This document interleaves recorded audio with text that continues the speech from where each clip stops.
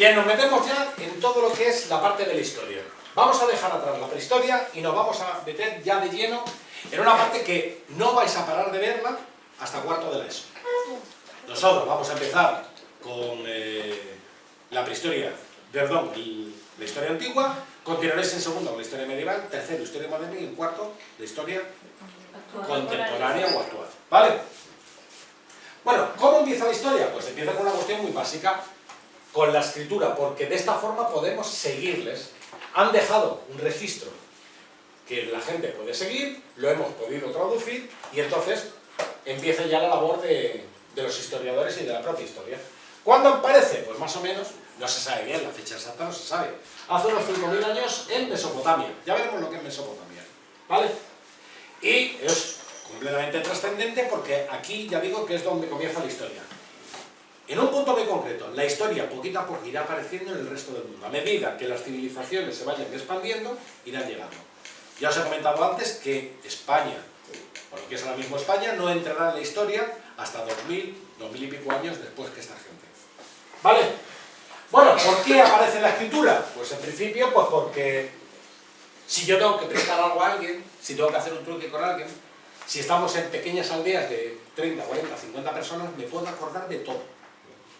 Pero ¿y cuando ya con el comercio, en la época de los metales, las aldeas se convierten en ciudades, los poderosos están prestando no a una, sino a 30 personas y hay demasiadas transacciones? Pues que no me puedo acordar de cabeza. Tengo que crear algún método para conservar los datos, para saber quién me debe, para saber a quién me he vendido.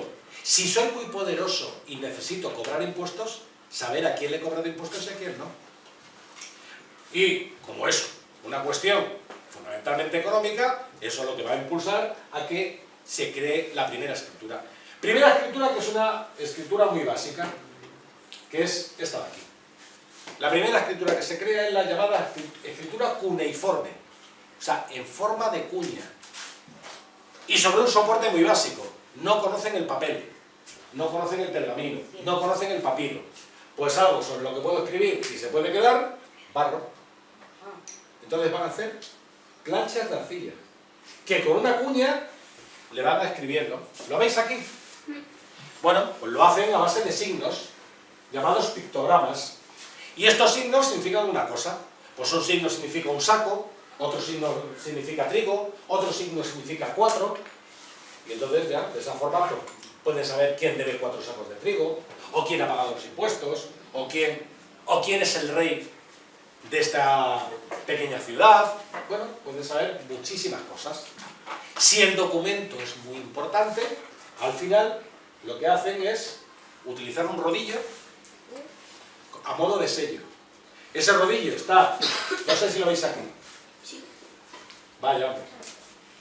El rodillo lo que tiene es un bajorrelieve que cuando se pone encima de la arcilla y lo hago rodar, se queda la marca.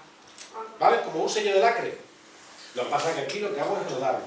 Lo dejo secar al sol y ya tengo una tablilla. Fijaros, pensar en qué almacenaje necesitaban para cuando tenían un montón de datos. Porque cada ojo es una tablilla. Pensar en el equivalente de lo que tenemos ahora. ¿Vale? Y una escritura bastante más compleja. ¿Vale? Bueno, posteriormente, todos estos signos se irán mejorando y también irán mejorando los soportes. Sobre todo lo veremos cuando lleguemos a la civilización egipcia, que ya verán que con el barro no es suficiente, y van a crear una fibra nueva que van a sacar de una planta que está en el Nilo, y esa fibra la van a entremezclar y van a crear una cosa llamada papiro. ¿Vale? Eso suena, lo del papiro. Sí. Sí, con un poquito de suerte, alguno incluso tendrá un pequeño papiro en casa. Yo, si puedo, me voy a traer uno. ¿Vale? No, si mucha gente lo suele hacer. Bien. ¿Cómo empieza a surgir todo esto? Pues empieza a surgir, ya digo, a partir de la edad de los metales, en la que cada vez las ciudades son más y más y más poderosas. Son ciudades poderosas en las que los reyes que tienen ahí dentro, bien a conocer la escritura, quieren tener cada vez más poder. Y si la ciudad de al lado es rica y quiero tener los bueno, los tesoros que tiene esta, pues no llego a ningún acuerdo. Simplemente voy y la invado. Yo tengo más fuerza, tengo un mejor ejército y lo voy haciendo. Todo es a la fuerza. Hombre, de vez en cuando hay algún tipo de acuerdo comercial, pero lo normal es que se utilice la fuerza. Eso sí, todas estas civilizaciones, que poquito a poco van creciendo en la edad de... van a tener un denominador común. Hay algo que les hace necesarias e imprescindibles. Los ríos. Porque recordad que estas civilizaciones, estamos hablando que los elementos básicos era la agricultura, el elemento básico era la agricultura. Después, el metal les ayuda, pero la gente tiene que comer. Entonces siempre se van a colocar cerca de grandes ríos, o ríos importantes. Recordad, en Egipto, el Nilo. En Mesopotamia, lo vimos en su momento, el Tigris y el Éufrates. En la India, que también surgirá otra civilización, el río Indo. O en China, el río Yangtze. En América, aparecerán por otro lado, pero más tarde, más tarde. Pero, ¿tienen que ver unas con otras? No, en principio no se conoce esta con esta, ni esta con esta. Estas dos sí llegarán a conocerse, pero están demasiado alejadas. Aunque aquí parezca que están cerca, en su época, estos cientos o miles de kilómetros eran completamente insalvables. No había nada. O sí había, pero no había caminos, entonces era bastante complicado. Por eso se le llaman a todas estas civilizaciones fluviales, ¿vale? Porque surgieron al lado de grandes ríos, ¿vale? Poco a poco, ya digo, se irán creando grandes imperios y los imperios prácticamente han llegado hasta nuestros días, ¿vale? Los últimos imperios acabaron en la Segunda Guerra Mundial y eso fue hace, realmente, si consideramos toda la historia, hace 4 días, ¿vale? Va a ser relativamente poco tiempo, ¿vale? Venga, vamos allá. ¿Cuáles son las características de las primeras civilizaciones? Algo estuvimos apuntando el otro día, pero son cosas que yo creo que ya también tenéis que conocer. Eso seguro que lo habéis estudiado en primaria.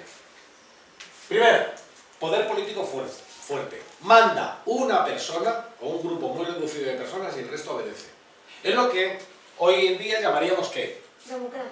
No, todo lo contrario. La dictadura. Una dictadura. La democracia es el poder del pueblo. Todo el mundo elige a su representante. Aquí no se elige. Aquí hay un rey que dicta las leyes, controla el ejército, incluso tiene funciones religiosas. Ya comentamos que el faraón se consideraba un dios en la tierra y que si a alguien le miraba la cara, era ejecutado. Sí. Porque era dios, o era un dios. ¿Vale? Los reyes además, lógicamente, como no pueden controlarlo absolutamente todo, crearán un ejército de funcionarios, o un cuerpo de funcionarios, para controlar el país, para llevar las cuentas, para administrar las tierras, y para defenderlo, o para atacar a otros imperios, otros países, va a crear su propio ejército. Obviamente va a ser una sociedad muy jerarquizada. La jerarquía es algo que ya conocéis, y era aquello de una pirámide de poder. ¿Os acordáis de esto? Sí. En la que muy poca gente, empezando por el rey, es el que controla a la gran base. ¿Y la gran base quiénes son? Los campesinos, los ganaderos, los artesanos, y quizás por aquí debajo todavía más, Los clavos. los esclavos. ¿Vale? En el medio, ¿quién estaría? Pues aquí podría estar el ejército, sí, por supuesto, los funcionarios, sacerdotes y por supuesto también el ejército. Y aquí arriba estaría el rey, su familia, los nobles, pero estamos hablando de muy poquita gente que controla prácticamente todo el país. ¿El ejército no está abajo? No, el ejército no, el ejército tiene que estar bien considerado para que hagan caso al rey. Si estuvieran sometidos y no tuvieran derechos de ningún tipo, lógicamente el ejército, que es el que tiene el poder, quitaría al rey y pondría a otro. O sea, los ejércitos suelen estar, en estos casos, muy bien, bueno, pues, alimentados y, por supuesto, pagados. ¿Vale? Las riquezas son los que tienen, ya digo, estos poderosos son los que tienen las riquezas, tienen las tierras, controlan el ejército y la mayoría está sometida. Ya iremos viendo las diferentes pirámides de poder, pero eso se ha mantenido en la historia hasta hace muy poco tiempo. Unos pocos mandan y el resto obedecen. ¿Vale? De todas formas, aunque ahora mismo tenemos democracia, cuando empecéis a trabajar también os vais a dar cuenta de que si en la empresa donde trabajáis hay un jefe y 200 empleados, vuestra sociedad va a ser así. El jefe manda y vosotros obedecéis. Y si te rebelas, a la calle. Claro, si esto es así, eso lógicamente no es igual, porque tú aquí puedes elegir el trabajo que quieres tener, pero si no obedeces a quien te manda, te vas a la calle. ¿Vale? Siguiente. Estas civilizaciones construyeron grandes obras. Pensad, por ejemplo, en la que conocéis, los egipcios. Pirámides. Grandísimos templos. Y ya veremos que aparte de pirámides y templos, tienen otro tipo de construcciones, que también son imponentes. ¿Alguien sabe lo que es Abu Simbel? Un templo. Es un templo excavado en la roca, con 4 dioses que están en la entrada y que se tuvo que trasladar en su momento porque se creó una gran presa llamada la presa de Asuán. Dime. En Madrid no hay una réplica, hay un pequeño templo que se sacó del valle de Abu Simbel. El templo de Debod, que además es egipcio auténtico. Lo que pasa es que tiene muchos... es dentro de la época egipcia la más moderna. Si las pirámides tienen 5.000 años, este templo tiene solamente 2.500. Solo. ¿Vale? 2.500 años. Bueno, pues entonces hicieron grandes obras, grandes palacios, templos, tumbas, y todo esto para demostrar su poder y tener, bueno, pues algo con lo que la gente les recordara. También hicieron canales para que el agua pudiera llegar a sus plantaciones. Si llegaba el agua, se expandía el terreno donde yo podía cultivar y entonces las cosechas aumentan. Y la gente también pues, se puede alimentar bastante mejor. ¿Queda claro? Sí. Bueno, pues, Pito, lo quitamos. Pues esto es quizás la parte de introducción a lo que va a ser, a partir de este momento, la historia. Vamos a empezar ya con Mesopotamia.